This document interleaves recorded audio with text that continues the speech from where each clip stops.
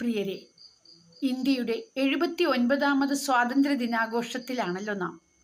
ഈ അവസ്ഥയിൽ നാം സ്ത്രീകൾ നമ്മുടെ സ്വാതന്ത്ര്യവും നിലവിലെ സാമൂഹിക അവസ്ഥയും വിലയിരുത്തേണ്ടതില്ലേ? ഒരു കാലത്ത് ഇന്ത്യ രാജ്യം സ്ത്രീകൾക്ക് ഏറെ പദവികളും ബഹുമാനങ്ങളും നൽകിയിരുന്നു. ലോകാത്ഭുതങ്ങളിൽ ഒന്നായ താജ്മഹൽ തന്നെ സ്ത്രീകളോടുള്ള ആദരവിൻ്റെ പ്രതീകമാണല്ലോ.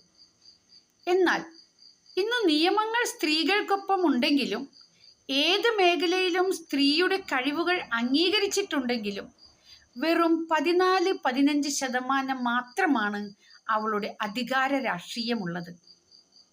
കുറഞ്ഞ അധികാരത്തിൽ സ്ത്രീകളെ ഒതുക്കിക്കൂട്ടിയ ഇന്ത്യയിൽ സ്ത്രീ സാഹചര്യം ഏറെ ദയനീയ അവസ്ഥയിൽ കൂടി തന്നെയാണ്.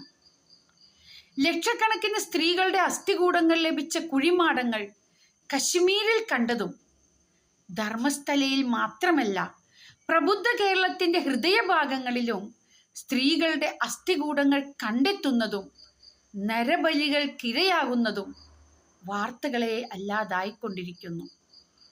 അതൊരു വശം. മറ്റൊരു വശത്ത് അന്ധവിശ്വാസങ്ങൾ പ്രചരിപ്പിച്ച് മനുസ്മൃതി നിയമമാക്കാനുള്ള ശ്രമത്തിലൂടെ സ്ത്രീകളെ വീണ്ടും പുരുഷാധിപത്യത്തിൻ്റെ അടിമകളാക്കാൻ ശ്രമിക്കുന്നു. അതിനായി യഥാർത്ഥ ചരിത്രത്തെ വികലമാക്കി വിളവെടുപ്പ് നടത്തുകയാണ്. ഇന്ത്യയുടെ ആധിപത്യമടക്കം സ്ത്രീകളുടെ കയ്യിലായിരുന്ന സുവർണ കാലഘട്ടത്തെ ഡാർക്ക് ഏജ് എന്ന് വിശേഷിപ്പിക്കുവാൻ ശ്രമിക്കുമ്പോൾ, പ്രിയരെ, വികലമാക്കിയും ഇരുട്ടിലാഴ്ത്തിയും മറച്ചുവെക്കാൻ ശ്രമിക്കുന്ന നേരിൻ്റെ ചരിത്രത്തെ നാം അറിയേണ്ടതുണ്ട്. അവ വെളിച്ചത്ത് കൊണ്ടുവരേണ്ടതുമുണ്ട്.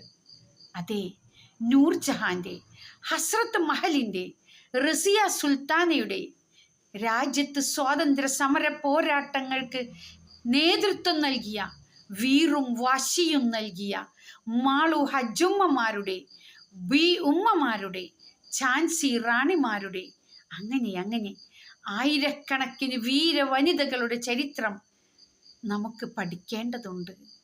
നാം പഠിപ്പിക്കേണ്ടതുണ്ട്. അതിൽ നിന്ന് നമുക്ക് ഊർജം കൊള്ളാം. ഏവർക്കും സ്വാതന്ത്ര്യദിനാശംസകൾ.